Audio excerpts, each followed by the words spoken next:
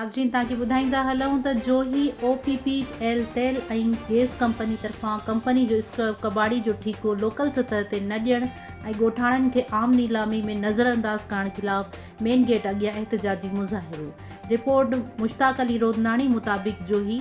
OPPL तेल ऐं gas company तरफ़ां मुक़ामी माण्हुनि खे गुज़िरियल 23 सालनि खां नज़रअंदाज़ करण ख़िलाफ़ ॻोठाणनि जो हथनि में बैनर ऐं प्ले कार्ड खणी गुलाम नबी पमहर, शाहनवाज़ गाॾही, मंसूर खोसो, जान मोहम्मद गाॾही, सईदाद गाॾही ऐं ॿियनि जी अॻुवाणी में तेल ऐं गैस कंपनी जे मेन गेट अॻियां एहतजाजी मुज़ाहिरो करे धरणो हयो। इन मौक़े ते मुज़ाहिरीन मीडिया सां ॻाल्हाईंदे चयो त तेल ऐं गैस कंपनी तरफ़ां मुक़ामी माण्हुनि खे 23 सालनि खां रोज़गार त न ॾिनो पर कंपनी तरफ़ां कबाड़ी जी आम नीलामी जे टेंडर में मुक़ामी माण्हुनि खे नज़रअंदाज़ करे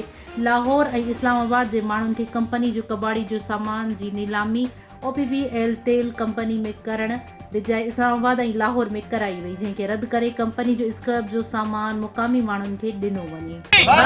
दादागिरी गुंडागर्दी मकानी माण्हुनि खे दादागिरी OPPL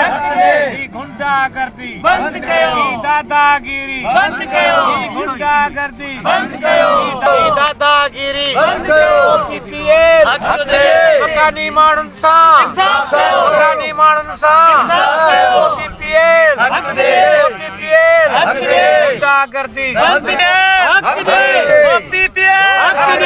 मकामी माण्हुनि सां मकामी माण्हुनि सां